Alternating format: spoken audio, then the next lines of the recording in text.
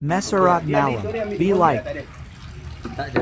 Dia datang hari tu dia hantar dia nak duit hari tu ke macam apa dia? Tak. Jam apa? 3 hari, lepas 3 hari, 4 hari baru dia Oh, dia ambil duit? Ha. Saya jam dia dah siap pasang, datang siap pasang ni kau terus bagi je. Dia pening. Itu dah berapa ni? 500 kan? 500 ni. 500, lepas tu dah 900. Rating kan 400 kan? 100 betul? 900, tolak.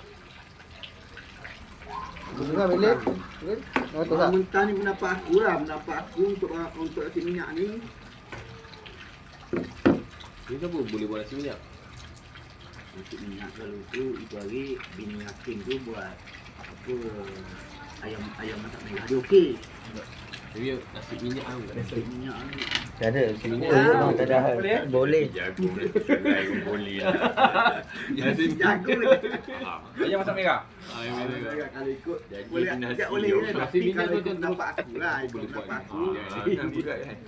Aku fikir geng lelaki ni kita beli barang, kita basuh ayam, kita kupas bawang. Dia masak. Perempuan korang mana korang lah, biar dia berkawan lah perempuan ni. Sama dia berkawan lah perempuan. Biar dia nak masak macam mana, biar geng dia fikir lah. Kalau boleh nak fikir macam tu, tapi risau juga. Tadi duduk jalan-jalan beraya ni, banyak tu nak masak. Semua dah muda-muda kan. Tapi ya juga geng dia kan, terakhir tapi jual nasi, tak risau tak ada lah bergerak sebab orang kata elektrik besar. Oh, dia ada. Sebab dia orang kata tadi minyak masak, dia nak goreng dulu ayam. Ya, betul. Ayam merah kan, minyak masak beli 2 botol ni. Kita dia nak tumis.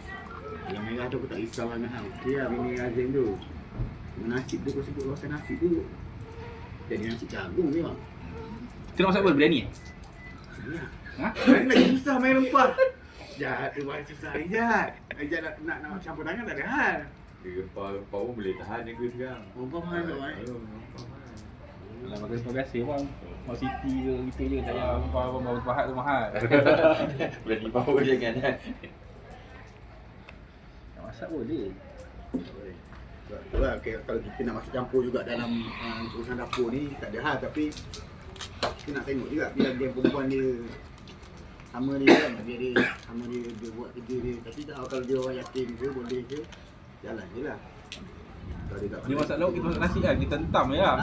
boleh juga. Boleh juga. Mana kita Sabtu tengah hari tu baru kita jalan. Tengah hari tu. Jumpa apa. Cuma dari segi ni lah, aku mengharapkan kalau ikut 31 dah start buat collection. Lepas tu kalau 30 ni, aku bagi tahu dia kalau kata nanti Ijat 30 jalan. 32. 32 Kalau kata orang tanya